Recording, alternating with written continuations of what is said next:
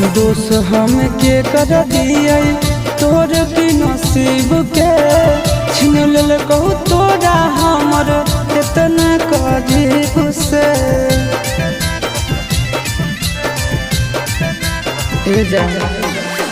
दोष हम के कर दिए तोर की नसीब के छीन लेल कहू तोरा हमर इतना करीब से।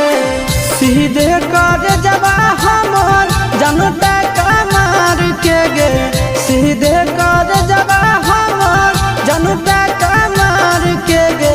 बैठी हो बड़ावा में गाड़ के गे, बैठी हो